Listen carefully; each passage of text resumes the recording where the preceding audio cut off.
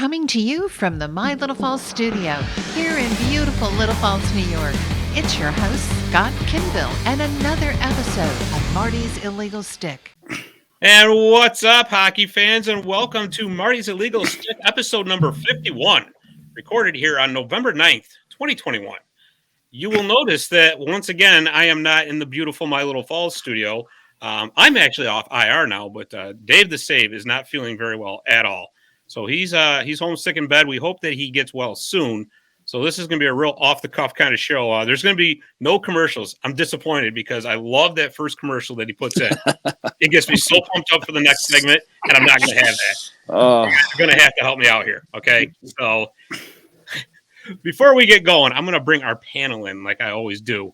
And by the way, we're all via satellite today, so forget about me saying via satellite because we are. So anyways, first of all, with that sharp-looking purple jersey behind him, the jersey of our beloved Killebrew, is my buddy, my partner in crime on Killebrew, Jeremy the Professor Roberts. What's going on, brother? What's up, brother, man? How you doing? Not too bad. Feeling a little bit better. How you doing? Good. All right. Tired, but we're good.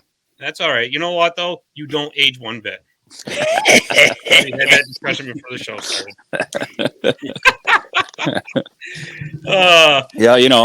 It's I'll be 42 in a few weeks, so yeah. Well, I feel like I'm 35. Yeah, I feel like I'm 80. Look like I'm 35. Well, take what you can get. Up next, the guy who's a little upset at me for ruining his chances of winning anything on season ticket Saturday games. Wait, which one? They're both Matt A. I know, right? Everybody is.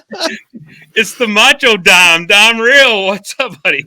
What's going on? I just want to point out that it is 7/13, Tuesday, November 9th, 2021. Adam Fox is really good at hockey. That's all I have to say. I second that. Random, but you know what? I second that. Try to keep you on your toes. I'm going to hit you with a random statistic every show. That's not really a statistic. It's more of just a fact. That's a fact. They did get a shorty yesterday, right? A little backhander? Yeah. Woo! Oh, man. Yeah. I'm glad he was on one of my other fantasy hockey teams. That's all I got to say. Good. Also, I resent the fact that you want a flat screen TV. Go on. I don't. So, and also joining us, making his triumphant return, we've managed to record on a night where there is no shuffleboard. So he's back, hopefully for good now. He's the one. He's the only. He's in my living room. It's Gump. What is going on, Gump? Leo Kinville. Well, as long as you keep having these shows on Tuesday, I'll be there. Because I know you guys like to make fun of me. And like Jeremy says, he feels 80. I said, I'm 73 and I feel 83. So don't worry about it. But you're there. So. Other than that, let's have a good show. All right. So how's the shuffleboard game going? Is it treating you okay? Very good. Yes. Well, I'm glad to hear it. That's good. I play shuffleboard better than my golfing. Put it that way. Well, I guess there's only one way to go, and that's up, right? Go ahead. Don't start now, son. Don't start. I'll have you in a boxing heartbeat. All right. I want to bring in our guest. Our guest is he comes to us from the puckauthority.com. It's a great website. If you haven't checked it out, covers a lot of ECHL, AHL, college hockey stuff. This guy in particular covers the Adirondack Thunder, who are the affiliate of the Utica Comets. I want to bring in Mr. Armand Klisevich. What is going on, buddy? Thank you for having me, Scott. I really do appreciate you having me on tonight. Yeah, absolutely. We've been talking about this for a while, and we're finally making it happen, so that's a great thing. So, tell us a little bit about the Puck Authority. So, our co-founders, David Siss and Justin Levine, started this about 5 years ago. I joined them about 2.5 years ago, and they basically came out after a year was like, hey, we want to cover minor league hockey, and I was like, hey, I have a team about an hour away. And they're like, great, you can cover it. And so I started there, and I've absolutely loved it. Did my first season, got into a groove, then COVID hit, and, I said, what am I going to do? So I took a year off. I went to cover UVM women's hockey for a year, and now I'm back on the Thunder beat, and I back in the rink, loving it, and glad to be here tonight. Yeah, absolutely. I tell you, And you know that Adirondack Thunder, they play in Glens Falls, and Glens Falls has quite an extensive hockey history, actually. Mhm. I mean, I remember back when I was a kid, the Adirondack Red Wings, who were a dominant AHL team back then. And the Comets coach, Kevin Dineen, has some roots with that area, doesn't he? Yeah. His brother Pete Dineen's the assistant coach in Adirondack, and I think it's great having the assistant coach in Adirondack and having the head coach in Utica, just to have not only that family relationship, but to have a better idea of what's going on with some players between the two clubs.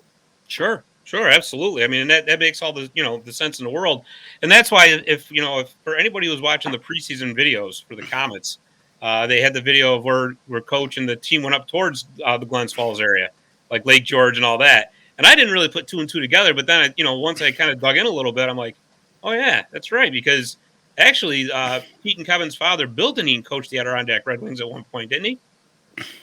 Yeah, I believe so. Yeah. So I mean, that's really cool that they got that connection to the area. But let's talk about the Thunder now. For those who don't know it, the Thunder are the ECHL affiliate of the Utica Comets. So basically, it's kind of what the Comets are to the New Jersey Devils.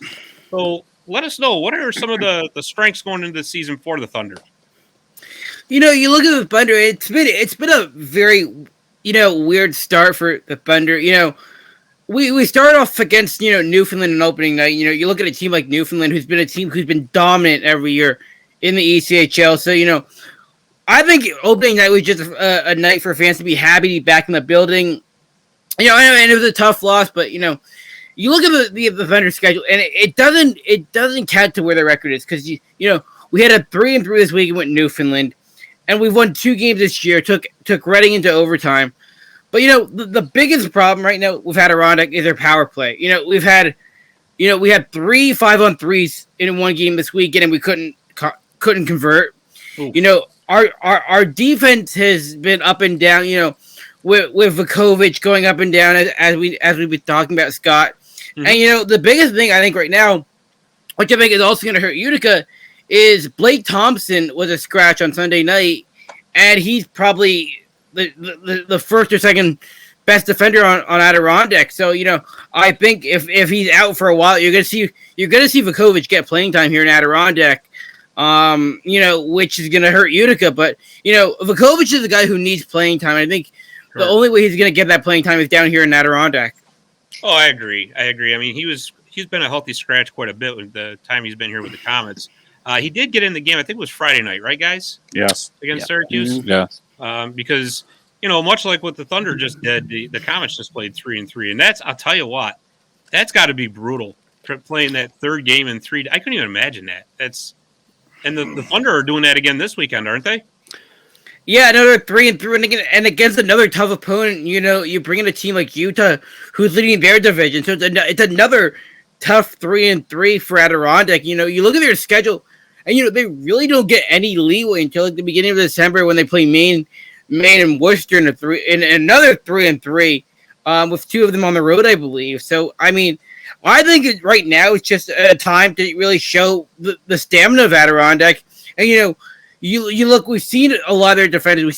We saw Jake Hamilton this weekend. We came to the season with Alex Sakaropoulos and Brandon Castle, but the guy who's really emerged for Adirondack in net has been Merrick Mittens.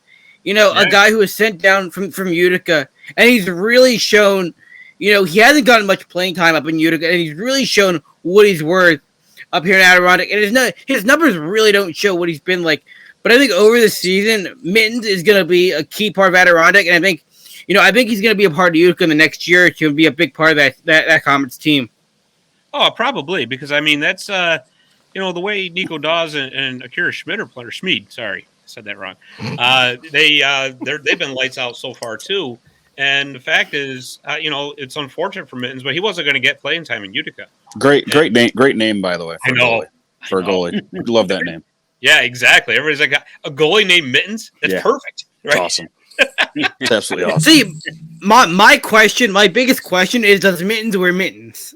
Yeah, right. Well, I actually thought I do the ice for the Comets, and we were talking about you throw hats for hat tricks.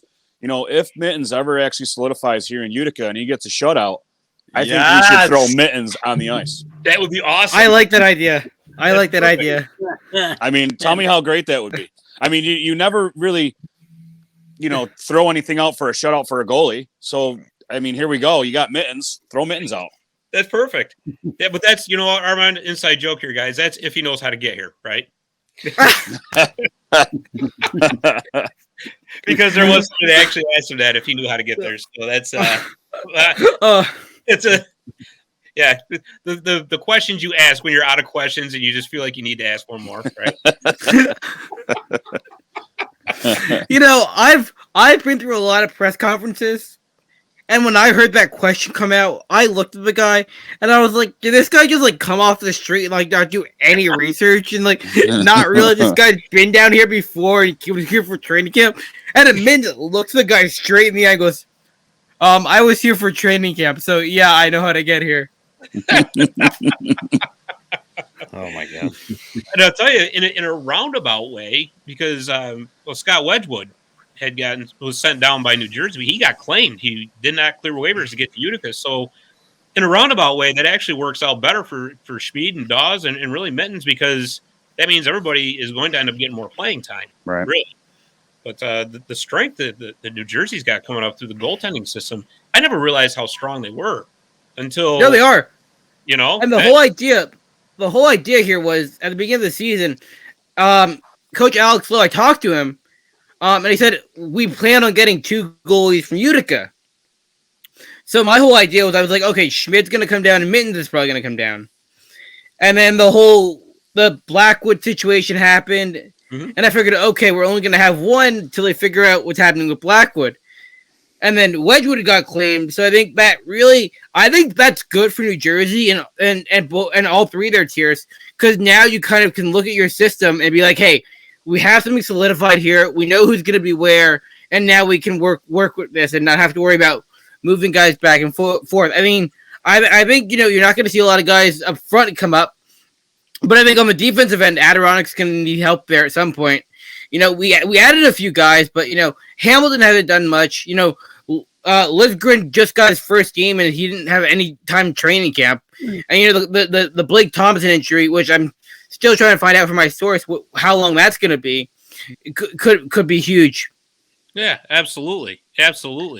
And of course, just got scored on. I said, what was that, Gump? Blackwood just got scored on. So. Oh, all right. Well, he's watching hockey. Gump is our intrepid eye in the sky. He's watching the game for us. He's the ticker. But the time he scored. He's Marty's illegal 6 ticker. That's great. He's the ticker. Your boys are in Montreal, I see. Huh? Yeah. So we got off track a little bit here, but that's okay. That's what we do. It's all good. Yeah, that's what we do. So Armand, any other standout players for the Thunder? Right now, another guy who goes sent down from Utica, who I am loving right now on the defensive end, is Joe Masias. He's a guy who not only has thrown the body around, he's been able to score, produce offensively, defensively. Nick Rivera up front, a guy who, I talked to right after he signed with Bender, before they opted out for COVID. He's leading the Bender right now in goals, had 2 goals, 3 goals this weekend. It was going to be another standout guy. It's surprising because when you look at the team, you look at a guy like Pete MacArthur, who they brought in for scoring. Robbie Payne, who was top 3 2 years ago in scoring. But a guy like Nick Rivera was a guy who I expected to be middle of the pack, throw the body around. And it's a guy who could be, who's going to be a guy who's going to be on the power play and could be seeing some, first line minutes this upcoming weekend. Yeah, I mean, and so with that said, I mean, obviously you mentioned him. Is there anybody else on the Thunder that could eventually be called up to Utica in the event they have some injuries or some openings on the roster? I wouldn't be surprised if Utica takes a look at Nick Rivera. They took a look at him in camp. And I think with his numbers right now, I think he's definitely on Utica's radar. I think defensively, I think you've got to go with Joe Masias. He's proven his work up here in Adirondack, and I think he deserves a shot in the AHL. Even though that'd be a huge loss to the better, but he's a guy who can play a total all-around game. Can throw the body, like I said, can score. And I think it could really help out Utica and be another, huge help on the blue line. Yeah, imagine that, getting another physical player now that Gauthier is down. Mm. And honestly, I just don't see Mittens coming back up. I think Adirondack knows what they have, and I'm just waiting to see what they're going to do at Castle, because, I think the whole idea was we're going to keep Castle because we don't know what's going to happen with Mittens, but now you kind of know Mittens is going to be out here, and we didn't see Castle this week, and we saw Mittens in 2 of the 3 games, back to back, which kind of surprised me. Yeah, absolutely. But I'm interested to see what they're doing this week, because Alex Sakharopoulos had played 2 games against Newfoundland, which, like I said, is a very, very good team, basically an HL team, and has lost both games. So I think right now Adirondack's got to lean on Mittens going forward. Yeah, there's no doubt about that. And with like we've just talked about, with the way Dawes and Schmid have been lights out, unless there's an injury, I can't see them, sending either one of those guys down. Obviously, Right. And that's, of course, now that Wedgwood's gone, one injury kind of throws a monkey wrench into the whole plans. That's just so. I mean, that happens over the course of a season. And that's why Adirondack's carrying 3 goaltenders. And I said the first season I was covering this team. I said we have to carry 3 goaltenders because you have a guy called up. We saw it 2 years ago. Even McAdam was thrown into a 3-3 and had to start all 3 games. And you can't expect a guy to come out, to play 3 straight games and win all 3 games for you. It's not going to happen. You need to have a safety net. And I think right now Castle's that safety net for Adirondack. Yeah, no doubt. And that's, what? If there is one position in hockey, guys, that you really need to have a safety net for, it's your goaltender. I think NHL teams have found that out, and they got the Zamboni driver coming in, even though that's actually kind of worked out pretty well for teams. Zamboni, what was it, accountants? Yeah. Yeah. Yeah. I mean, you never know. Hey, the Gumper, the comments might call you into duty some night. That's okay. I'll be ready. So, I mean, I think I played better against Dave to save than you did. Probably. Speaking of that, wait. I know we've never talked about this. Do we have an e-bug for Commerce games? Is that a thing? You know what? I don't know. Also, would it be out of bounds for us to have Dickie every game? Just in the event we need it? Is that cheating? I don't know. No, it's not cheating. All right. Well, I think it would help us out. Yeah, just put him in the seats. That's all. No big deal. Oh boy. So he's fresh. Yeah, right, exactly. Just real general then. Who, other than the Thunder, who are some real powerhouse teams in ECHL to look out for? And I will say this, I will preface this, that I noticed they got a new team coming in next year, and that team looks really cool. Did you guys see this? No. Yeah. Oh boy, that team looks. The jerseys alone are just gonna be absolutely fantastic. Yeah. Oh my god, this is so. Savannah's bringing a new team, and I was looking at the 2 teams that came in, and I was like, nothing's exciting about the names. The Lions and Heartlanders. So there it is. Savannah, the Savannah Ghost Pirates. Ghost Pirates. Okay. It's awesome. Love the color scheme. It's awesome. Oh, those jerseys are gonna be. Oh my god, those jerseys are gonna be so good. But in the ECHL, there's always one team to look for, and like I said, it's Newfoundland. They're a team that Adirondack handed their first loss to, and they're basically Toronto doesn't have an ECHL team. They have 2 AHL teams. They have their A team and they have their B team. Go figure. Because it's literally an AHL team. Like if you look at their roster, half their team is from the AHL. But here's the biggest thing: is Newfoundland is having huge issues right now because they don't have a home rink. Yeah, did you guys hear about this? No. They got thrown out of their arena. Why? Go ahead, tell me, Rod. So basically, there are some allegations going around until they spent all summer trying to sign a lease with this arena. They sign a lease, and then like a week before the season starts, these allegations come out. The lease is like stopped, put on pause, and so they're like trying to find a home. So they're like, okay, we're going to play in Toronto. And then like a week before they have their first home game, they're like, no, we're going to go back to Newfoundland and play in this rink that holds like 1,100 people. And apparently this rank is only carrying them for the first 2 weekends, and then they're like back to being Or homeless. homeless again. Yeah. Yeah, exactly. Oh, So God. my Find guess here Ron. is that they're gonna. That'd be awesome. All I could think of was Revenge of the Nerds when they got thrown out of their house for the alphabetists to move in. And you know, Oh, jeez. if you think about it this way, Toronto's basically the best option for them because Toronto would have all 3 of their affiliates in the same town. Right? Oh yeah. Because they would basically share a ring with the Marlies. Yep. Yeah.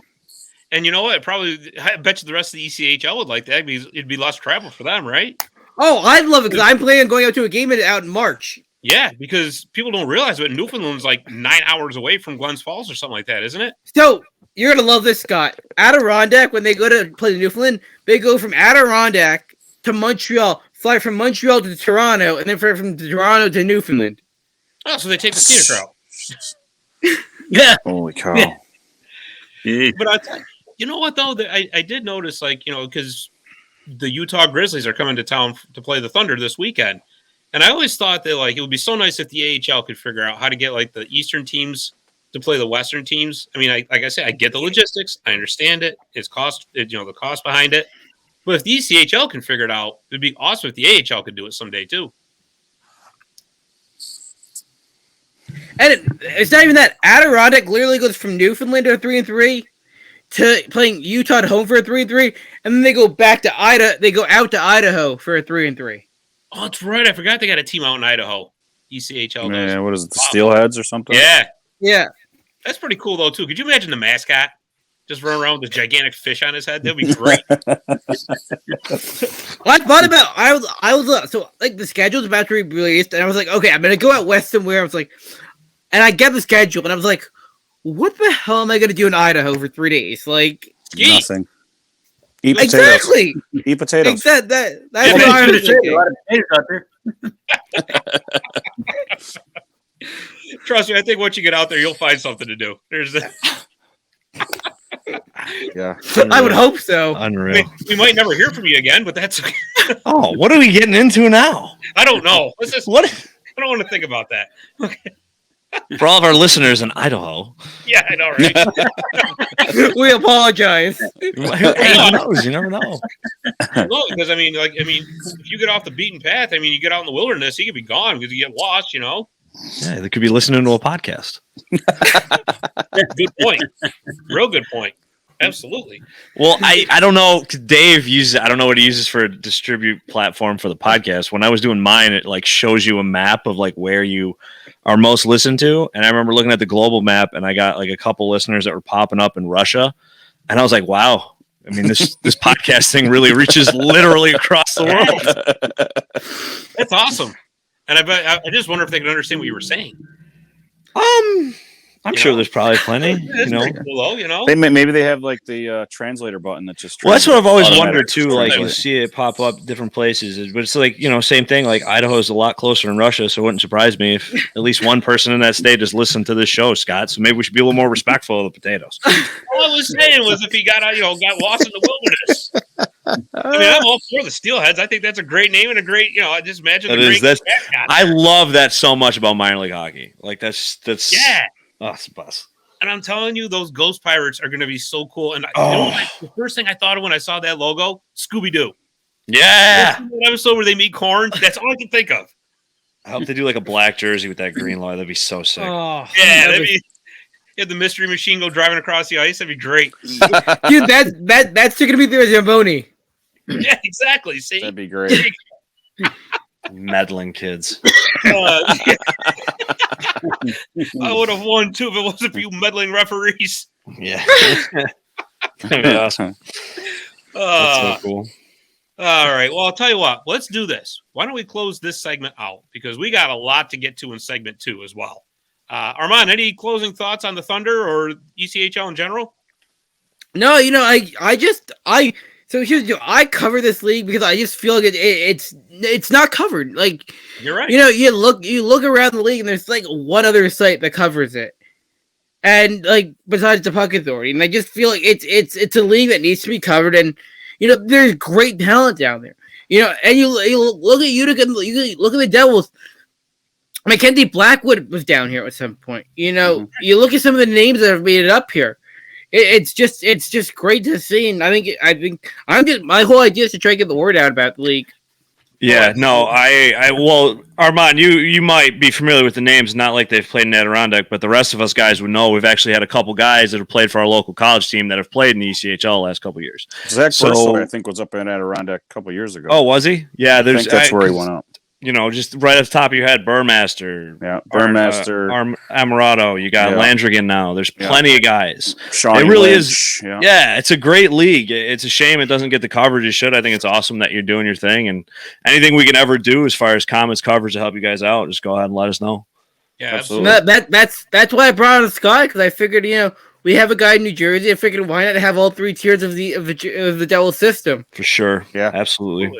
Absolutely. I always thought it'd be kind of cool that if, maybe like a preseason type of setting, if like the Thunder played a preseason game in Utica, and if the Comets played a preseason game up in Glens Falls, get the different view and all that. But maybe someday. That'd be pretty cool, though. Go talk to Rob about that. Yeah, Rob would love that. Yeah, I'm sure. Yeah. I got the lights going on in the building during regular games. You guys were there. I was unfortunately. I was there. I was there for that. I thought we lost the TV feed or something like that. Yeah. And I was like, no. Austin Garden all over again.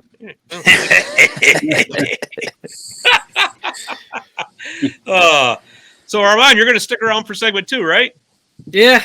Some other hockey news with us. All right, beautiful. So let's do this. Let's end this segment. We're going to end it like we always do with Breakaway Trivia. Gumper, you love it. You're back for Breakaway Trivia.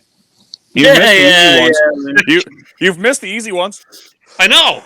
Been throwing these softballs up with you in mind, and you're playing shuffleboard. But anyways, Breakaway Trivia is brought to you by Jimmy the Iceman McNeil's children's book, The Red and White Zamboni Ice Machine. To order your copy, you can email Jimmy at mac_iceman@hotmail.com. Now, this week's Breakaway Trivia question has to do with the Stanley Cup. I didn't read the outline, so I don't even know what the question is. Me either. Oh, even better. You guys can get a chance to Google it. No, all right. Never done that. The Stanley Cup has those 5 large rings on the bottom of it. And every year when there's a winner, the team name and the team players and all that go on it. For each of those large 5 bottom rings, how many teams are on each ring? The answer when we come back. And we're back. This will give Dave the chance to. I'm still used to saying that. He did ask if there was something we could do to try to get this. I'm screwed up here. And we're back. We never mind. Dave, feel better, buddy. That was a good break. I know, right, Dave? We need you. We need to recover fast.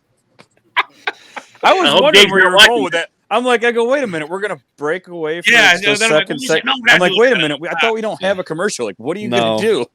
No, Jeremy, we're gonna change the show's name from Marty's Illegal Stick to Dave Warner's Editing. Yeah, right. Well, that's why we call him. I hope he's not watching this guy, because he'll probably fire you for sure. Well, he's already tried. Yeah. All right, so you guys had the question. Oh, I didn't even have time to freaking think about it. What was it again? How many teams are on the bottom? How many teams are on a ring? How many teams are on each ring of the Stanley Cup? Each ring? See, that's how you know the groove of the show's thrown off, because Scott always does his little, would you like to hear it again? Sure, he would. Right. Yeah, but we don't have a commercial break, so you didn't have time to lose your train of thought. Jeremy just paying attention. On the bottom of the cup.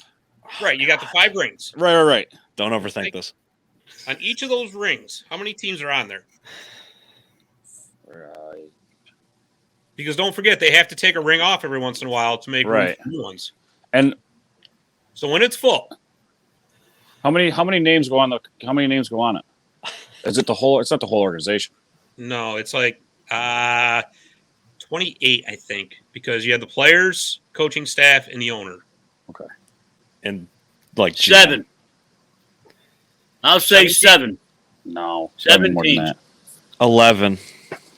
11 for Dom. No, I'm gonna go 12. I gotta go 12. Oh, come on! You're gonna price this right me? Yeah, I'm gonna price this right you. That's exactly what I thought of too. I'm going, nope. I'm gonna price. Nope.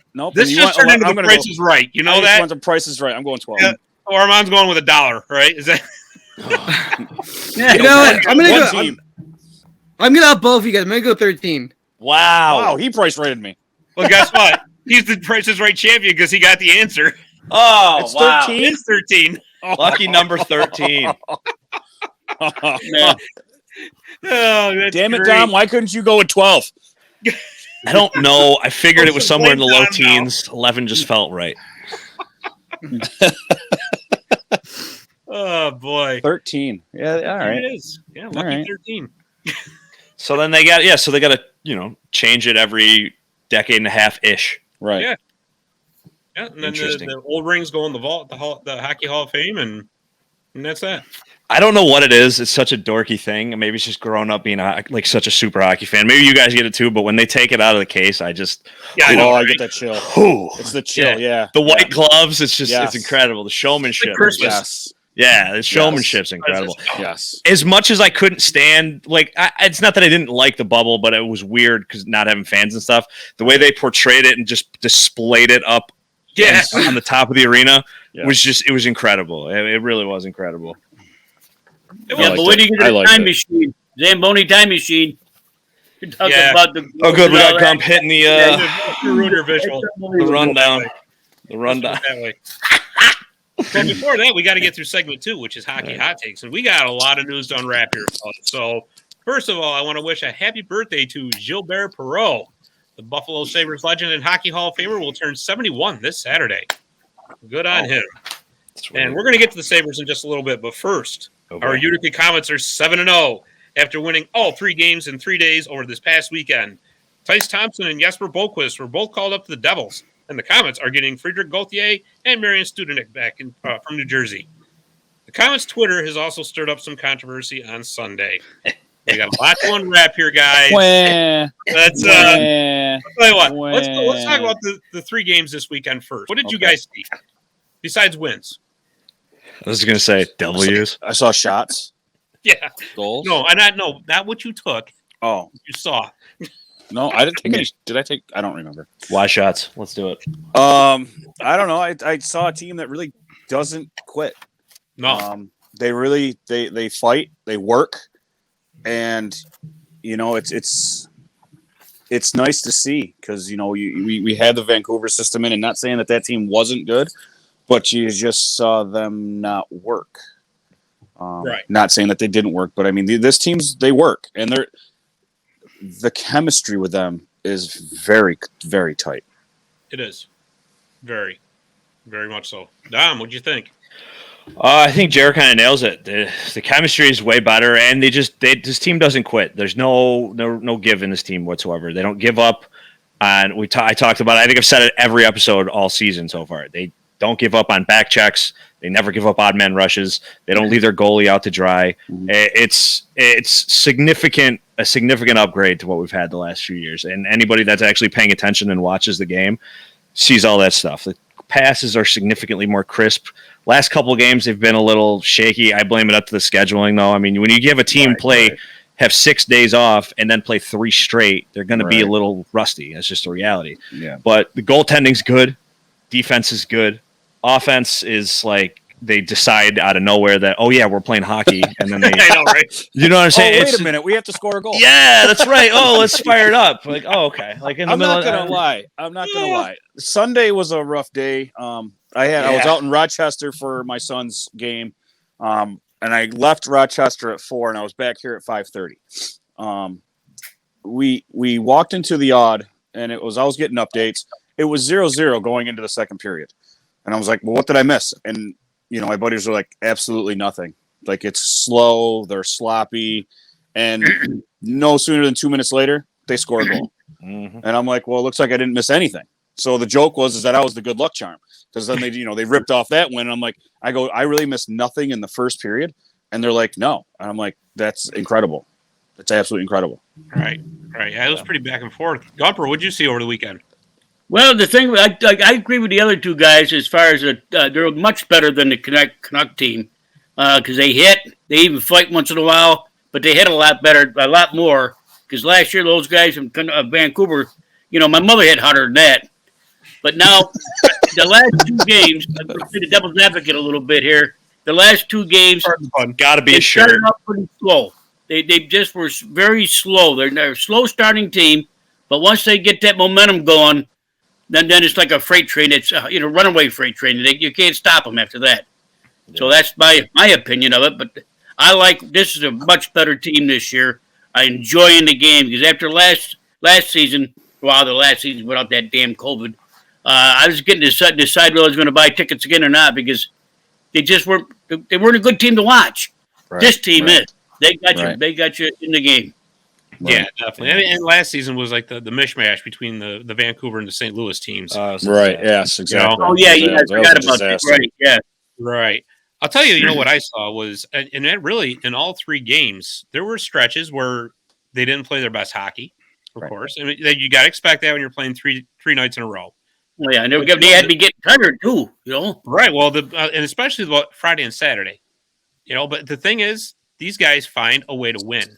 And if you ask me, the whole key to all this has been the play of Dawes and Schmid.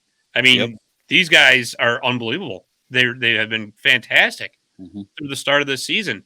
They made saves to hold the Comets in when they need it, especially against Syracuse. Yep. The Syracuse came out and just bludgeoned them with shots. I think it was like 17-5 at the end of the first period, something like that. Like we've been saying, they're a slow starting team. Thursday's going to be an interesting game. Yeah. I mean, the start time's at 3:00. Oh. Jeremy's gone. And I'll take over for Jeremy. The start time's at 3:00. You're playing your big rival. Yeah, he's the Jeremy Ghost Pirates right now. The Ghost Pirate right now. Armand, this is what he usually does. He disappears. Yeah, he just disappears. He's stopping at Killebrew to pick up some wings. He'll be right back. I don't know exactly where he was going with that, but I do agree it's going to be an interesting test on Thursday. Like you said, Scott, the goaltending's been really good. Dawes is unbelievably just composed in the crease. It's terrific. Oh, yeah. So I would assume they're probably going to go with him. I don't know. I mean, But I think Schmid's a good backup too. He's a good goaltender. He is. I think Dineen's got a good problem on his hands where he can kind of go either way, and it really doesn't matter. And the simple fact too, the defense is just playing so well right now. It's a lot different than how it's been the last couple of years. Mikey DiPietro had to stand on his head the entire time he was here from the Canucks organization. It was insane. Hi, Jeremy. Hi, I'm back. I tried to finish your point. I just kept rolling with what you were going with. Yeah, I just think Syracuse is going to be a tough team to play at 3:00. I think people are going to see a slow start again, but I think we're going to pull the win off. We're never going to lose. Wow.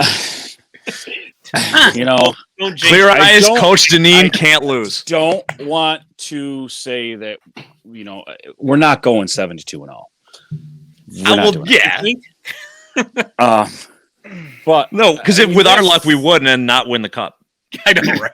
Right. We'll get swept right in the first series. Yeah. I mean, I don't want to. I mean, that first loss is going to hurt. It is. Remember a couple of years ago? Everybody's going to. Yeah, right. I mean, it's going to hurt us. I mean, it's going to hurt. It's going to demoralize the fans. Oh, we're not going to defeat. Well, you really thought we were going 72-0?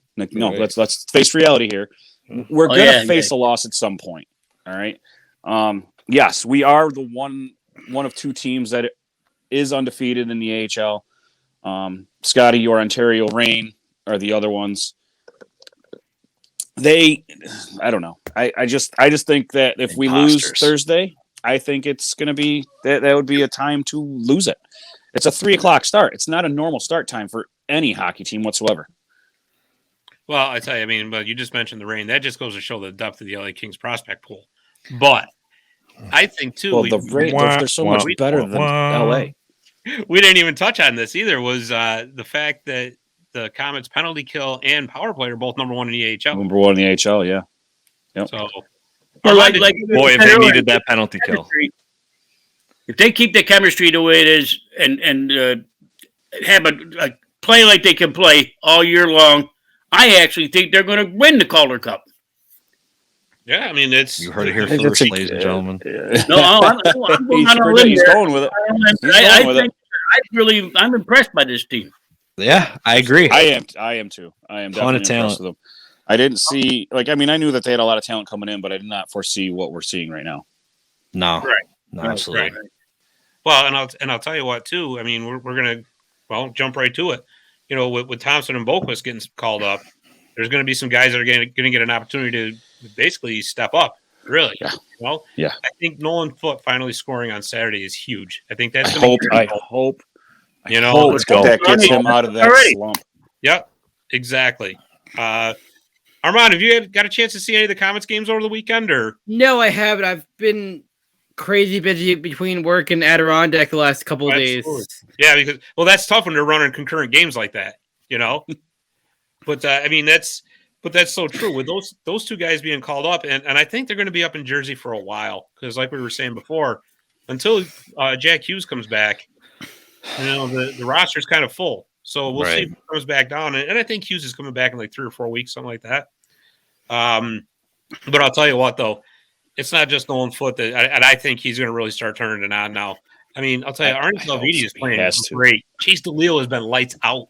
Right. You know, there is no shortage of guys that can, you know, get the job done for the Devils, and I think the Devils, the Comets, and I just think that, you know, it stinks for the team to lose those two guys, but they're going to be getting 2 physical guys back, right?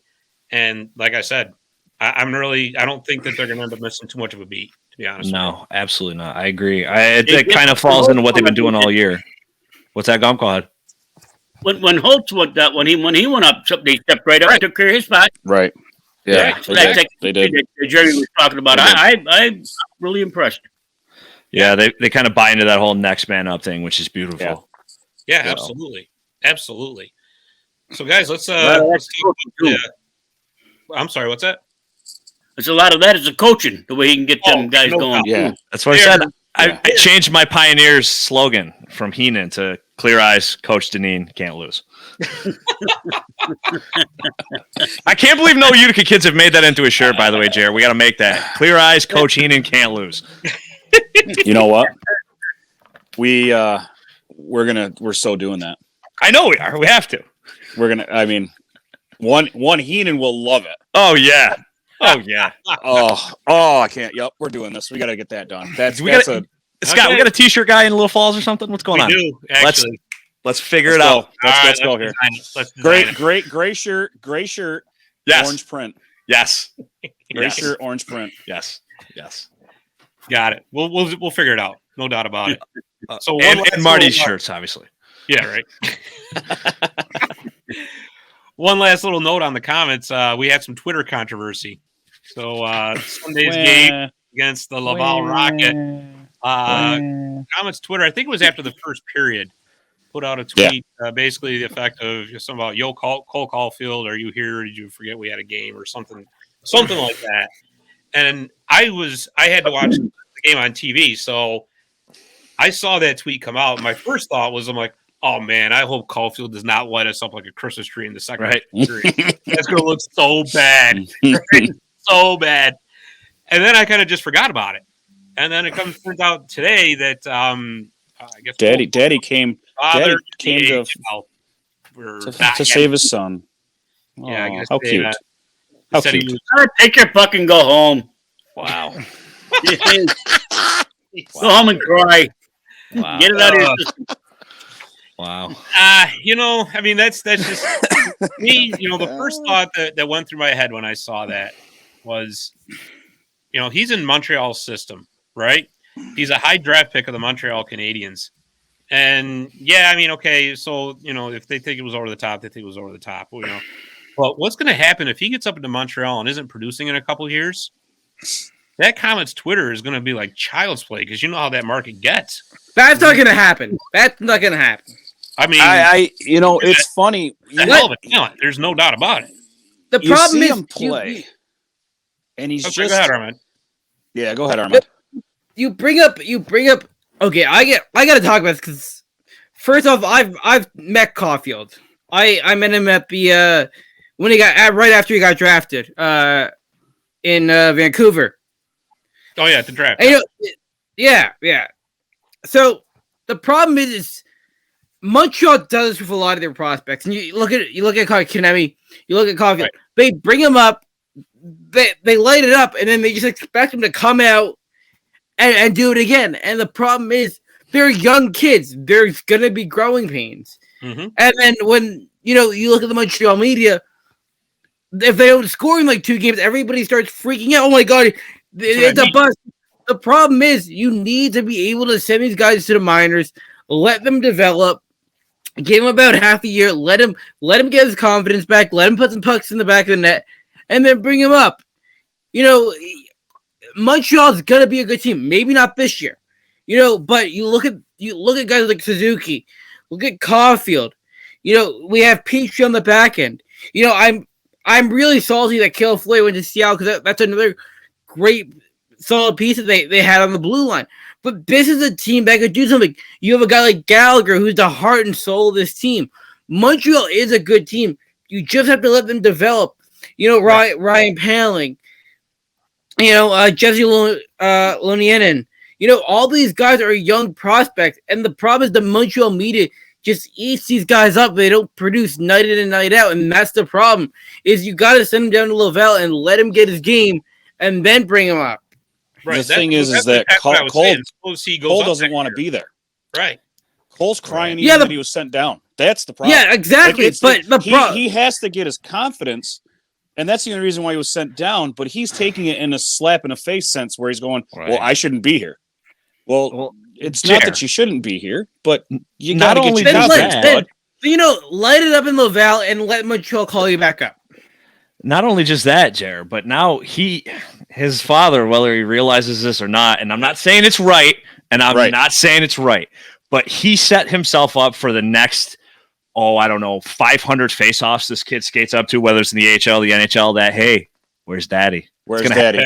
Every time he skates up to a face-off. Absolutely. And so you want to talk about confidence? That's going to be a major issue for that kid. Yeah.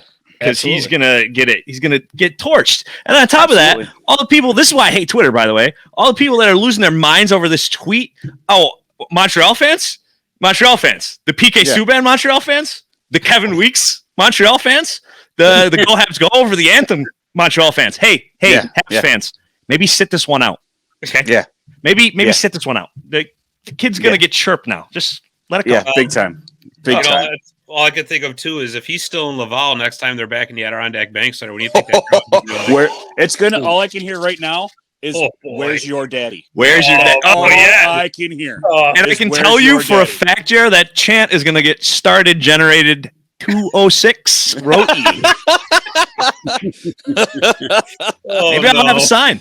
And you know what? They play him fairly soon. Like they're back. Not January, I think, isn't it? Something like that. I think it's sooner. I gotta look at the schedule.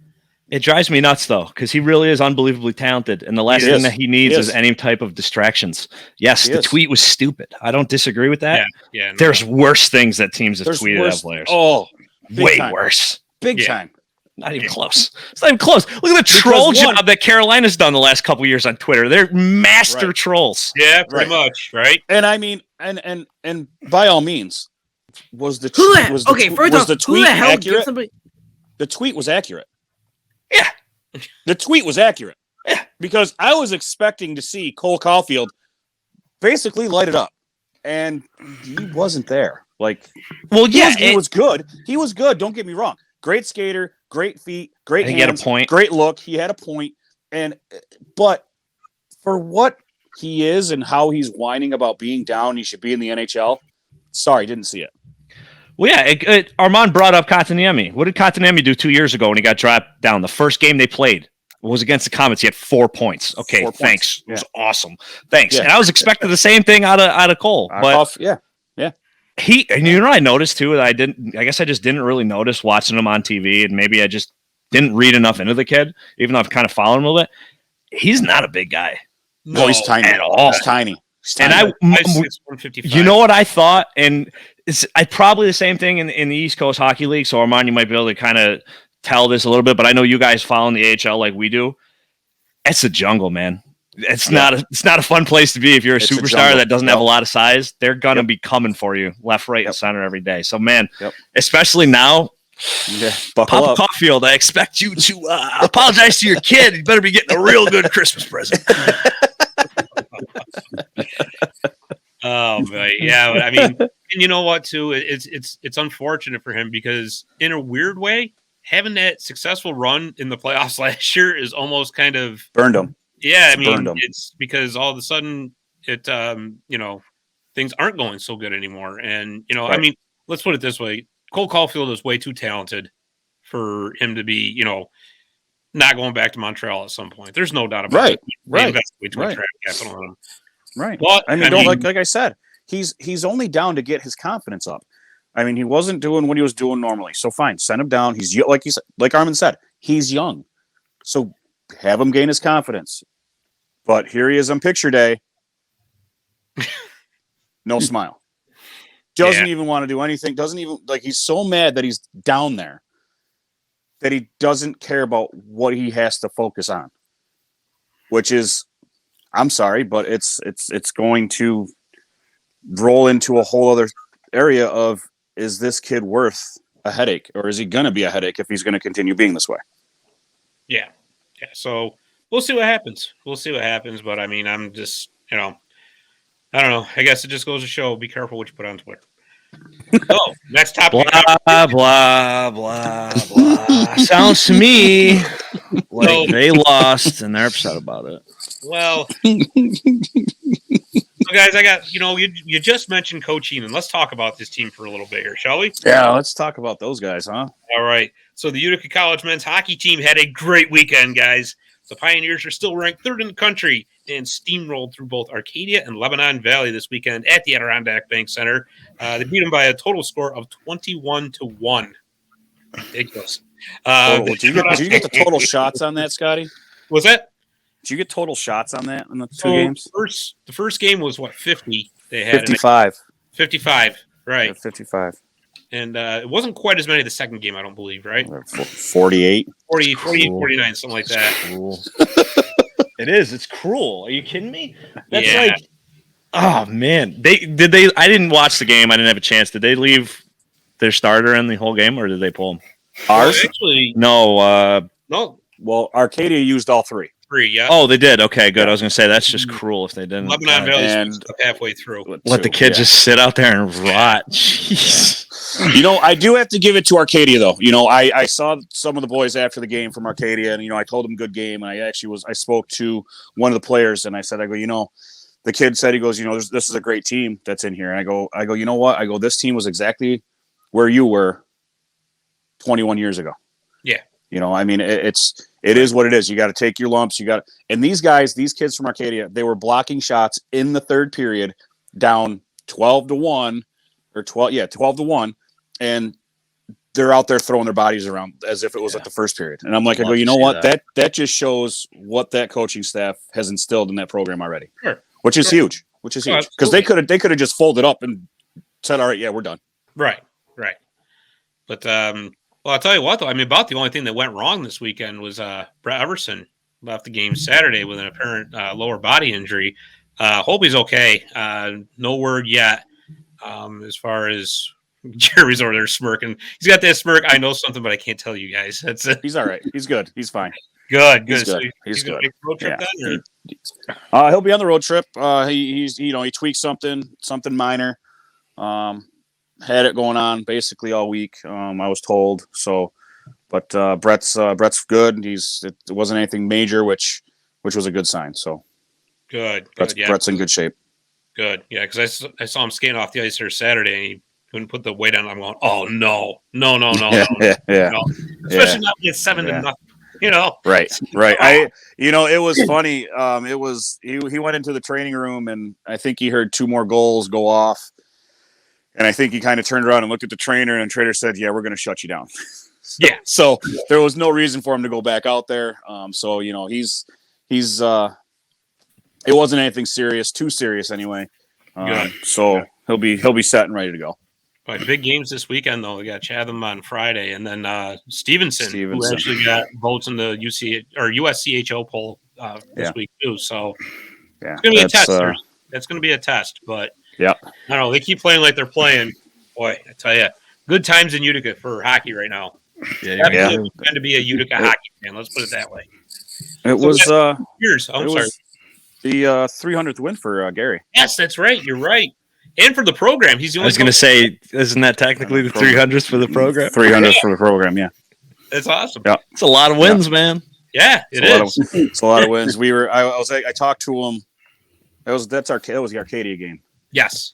and we said to him, "So big night tonight." And he looks at us, he goes, "Yeah, I really don't care about 300 too much." He goes, "I'd much rather have, we'll talk when we get 321, 322."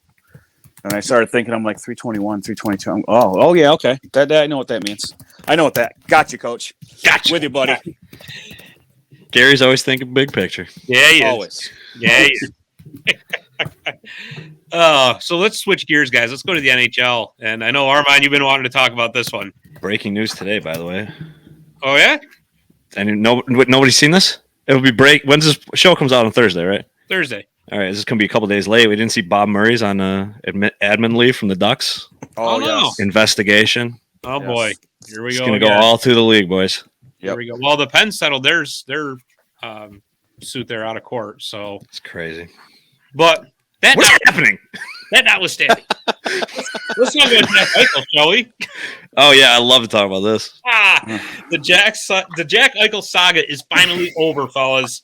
The Sabres traded Eichel and a 2023 third-round pick for Alex Tuch, Peyton Krebs, a 2022 first-round pick, and a 2023 third-round pick to the Vegas Golden Knights. There's conditions on all the picks, but the picks will never go lower than what they are. It has to do with the years. So, Buffalo did not retain any salary either.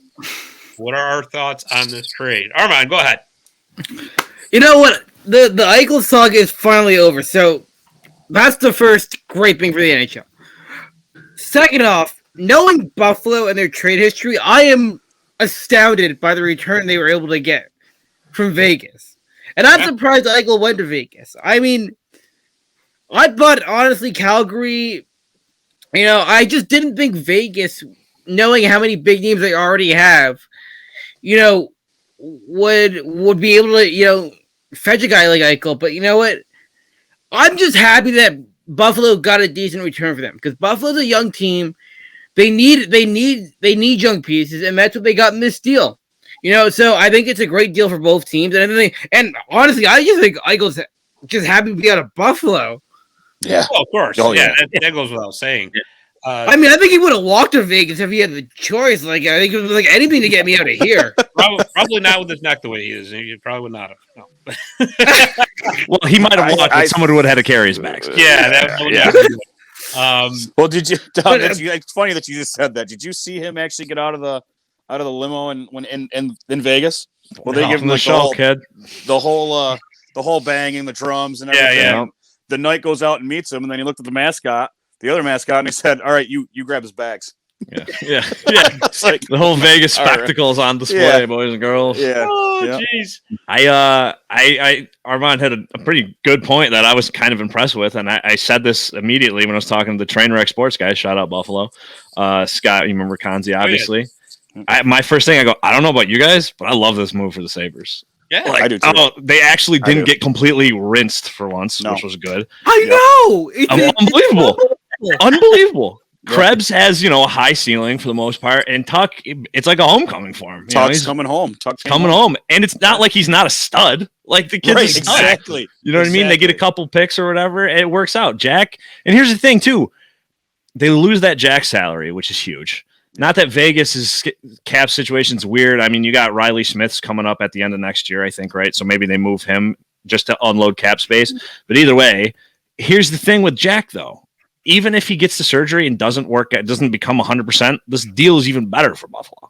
Right. You know what I'm saying? Because you don't know what you're getting. Right. Sure. Right. So, but Jerry, you bring up this point a lot too, and I think maybe he'll fit in pretty well in Vegas. Just because Vegas plays a little more of an East Coast game compared to the rest of the West Coast.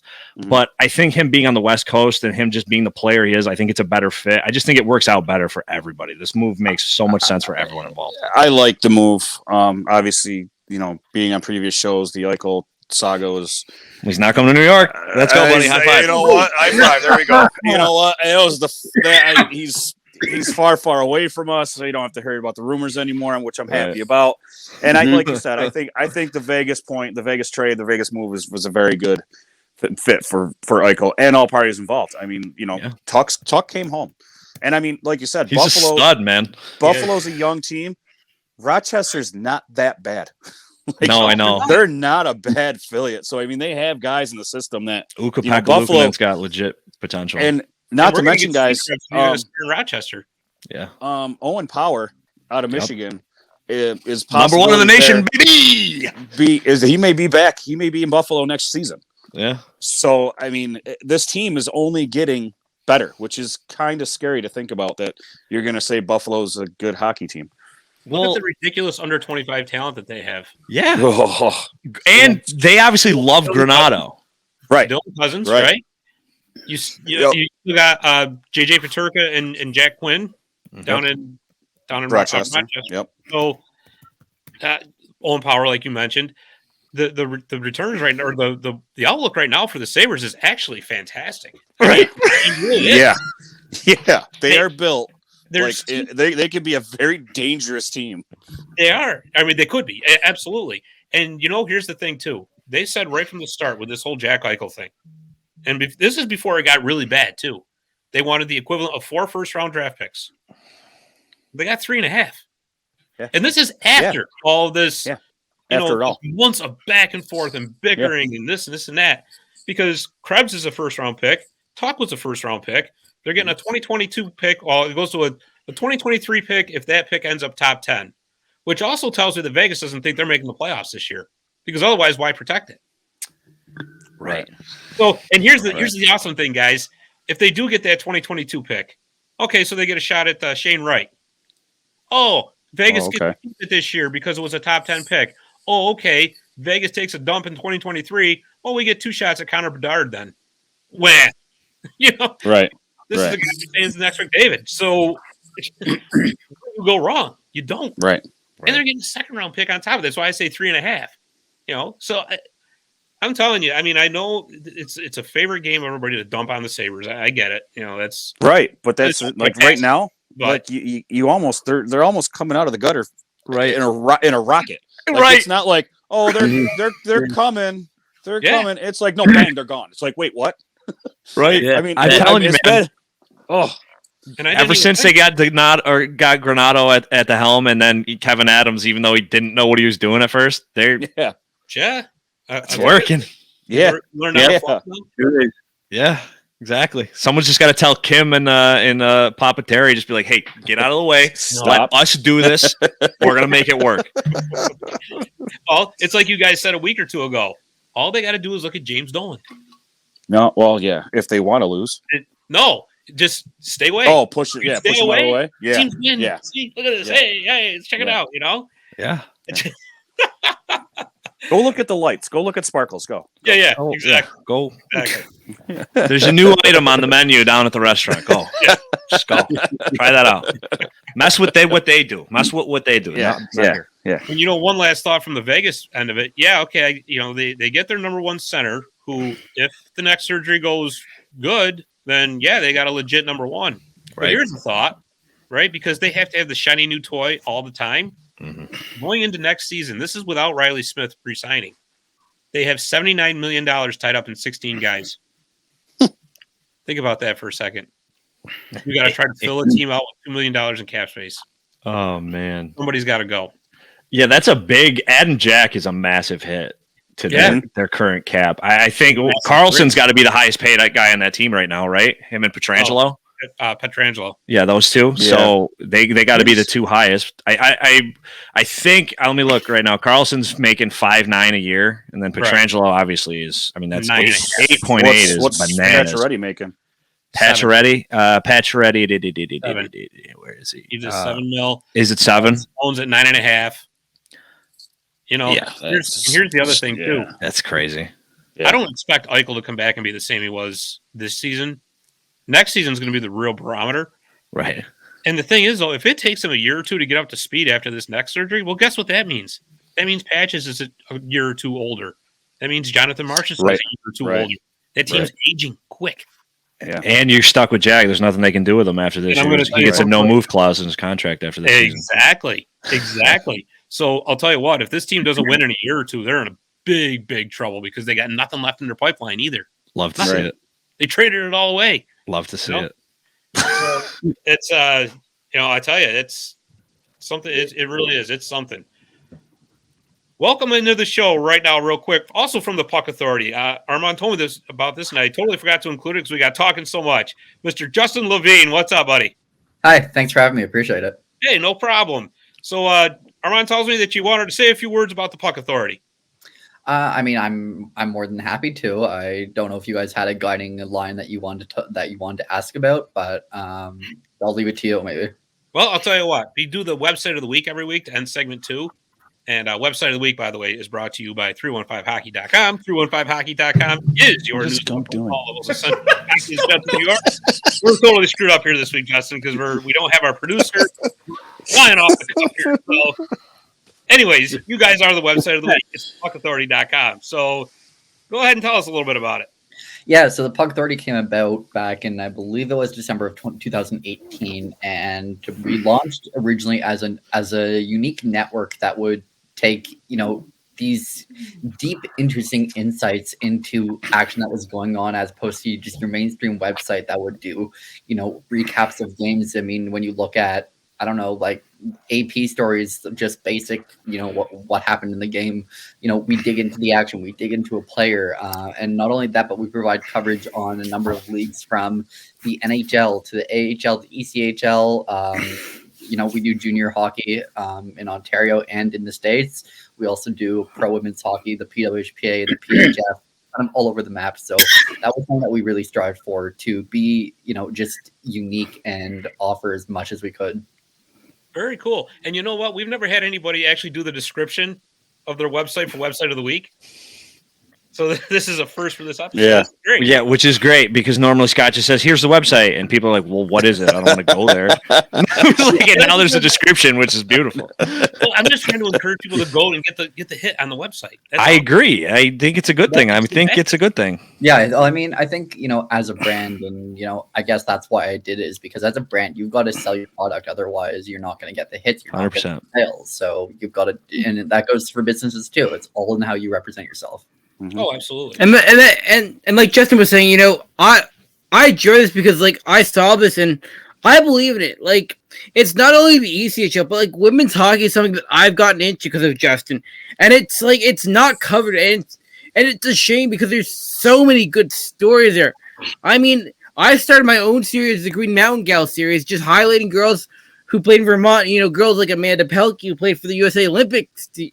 It's stuff like that people don't know about, that we just dive into, and we just kind of really showcase what we're all about. And I give credit to Justin for bringing me on. I think that we've really done a great job with this site over the last year and a half, really building it up, adding the ECHL, and really expanding our women's hockey coverage.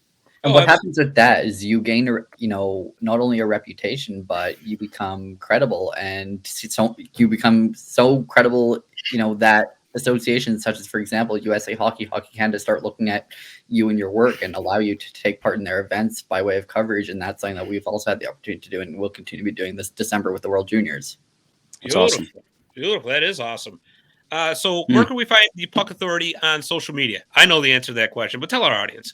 Yeah, so on Twitter, you can find us at Puck Authority 1 on Twitter, at the Puck Authority on Instagram, as well as Facebook.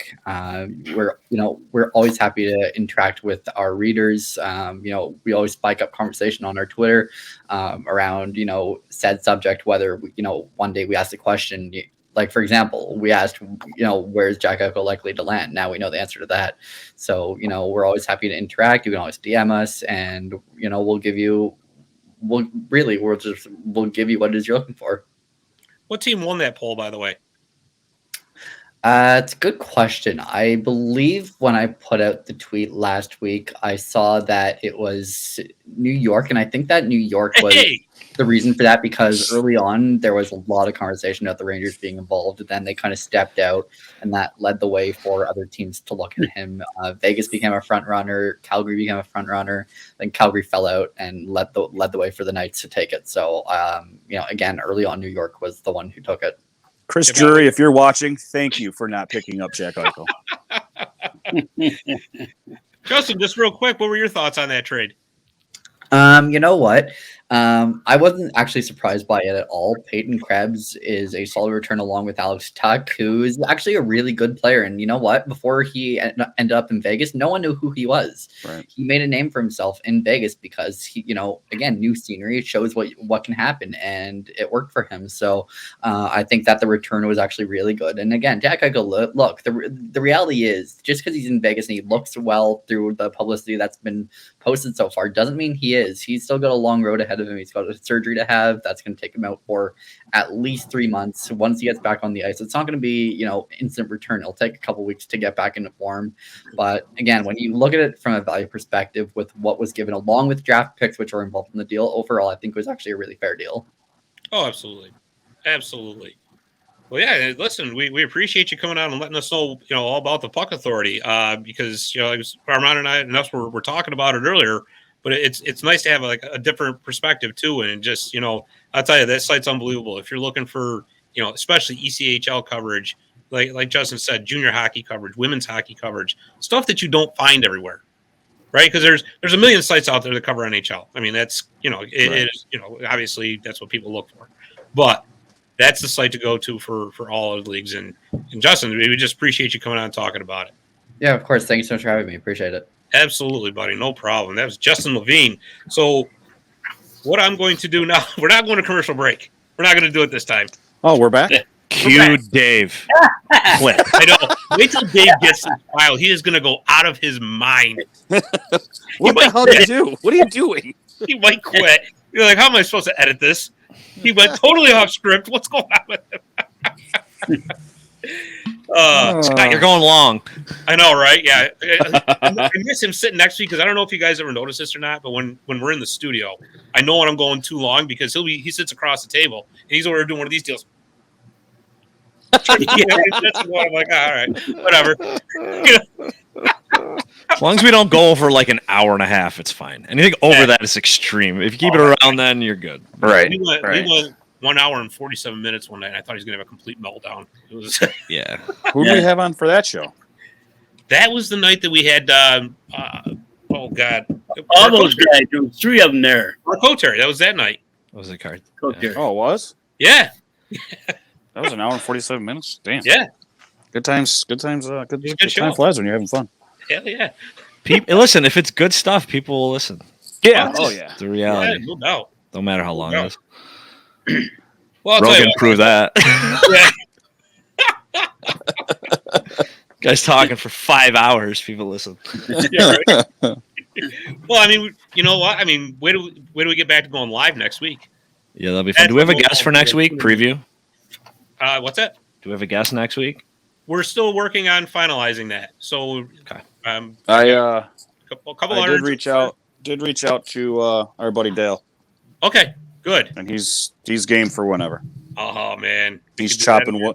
He's chopping wood, and he's living a life in, I don't know, in no man's land. So he's ready to rock. Maybe we can get a video of him doing that. Be like Rocky 4. Oh my God. I mean, it's on. Well, actually, I'm friends with his wife on Instagram because he doesn't have an Instagram. So I mean, she's out there recording him, and I mean, he's hacking wood. I'm like, I go, dude, like this man's still mammoth. Like, Dub what are you doing, the tiger bro? over it. We could. Oh, maybe I could. How could I do that? When the snow flies, can you get him to run up a hill and then just yell, Drago? That would be awesome. I could. I mean, I'm sure he would. I mean, the problem is with Dale is you don't know if he's, he may just do it completely bare-assed. So If you think about I mean, it, that's Dale. the movie would have been better if that's what happened. All right. Okay, so let's kind of shy away from talking about naked movie stars and all that. Let's go to the Zamboni time machine. So, I mean, this show's gone completely off the rails as it is. Oh my god! Hi, Dave. I love it. Hi, Dave.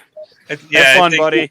I think as soon as I get this file to Dave, Dave's just going to send me back. I resign. That's it. I am now sicker for seeing what you just I sent know, me. guys. I was getting better. I'm sick again. Thanks. Oh boy, the Zamboni time machine is brought to you by Zamboni.com, and the Zamboni name is used with permission.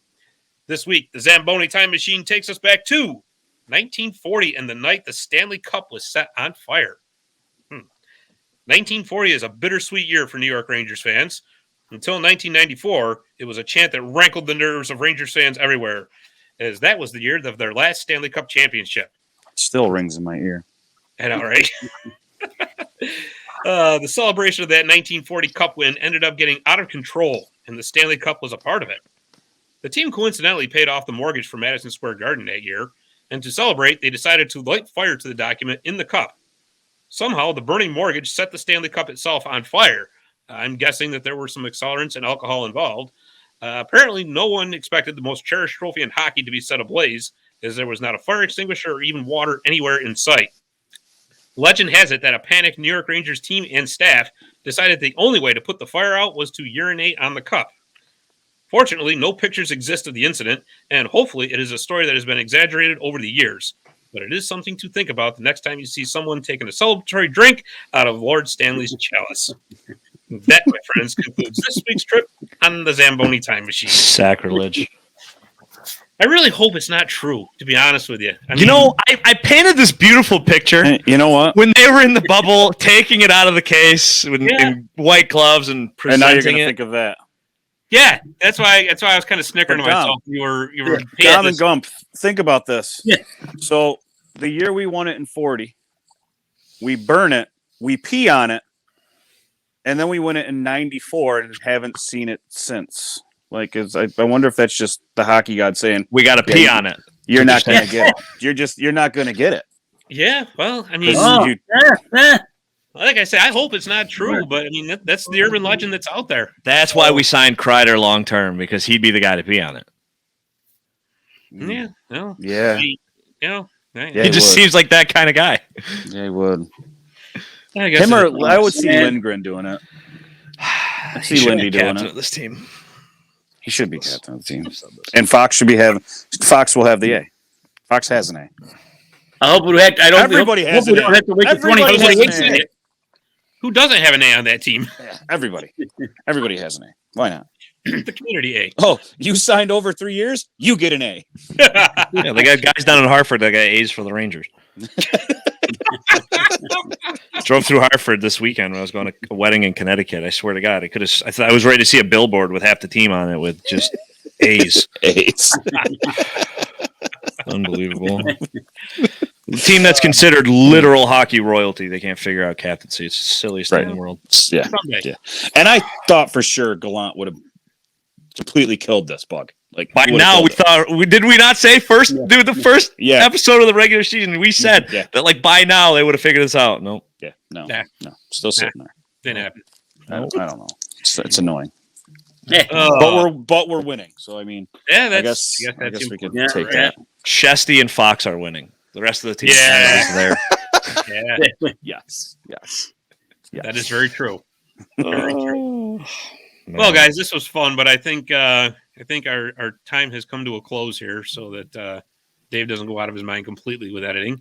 But we do want to thank the guys from the Puck Authority for coming on, Armand Klisevich and Justin Levine. Like I say, you get a chance, check that site out. And you know what? I'm missing the music now too. Dave has got to come back to the show because I don't have my music and I have nothing, right? Yeah. But you know what? I'll tell you what. We'll do without it. So, Don't worry, Dom and I got you. yeah, right? You want me to sing too? What do you Yeah, go want? ahead. Do in the background. Gump's doing the running man. Save the day. Oh, boy. You can find us at martysillegalstick.com where we got all kinds of articles about the Utica Comets and the Utica College Pioneers. You can find us on Facebook and on Twitter at Marty's Illegal Stick Hockey Podcast. And we're on YouTube and on all major podcast platforms under My Little Falls. So, for the Professor Jeremy Roberts, for the Macho Dom Real, and for Gumper Leo Kinville, I'm Scott Kinville. Thanks for listening, and we will see you next week.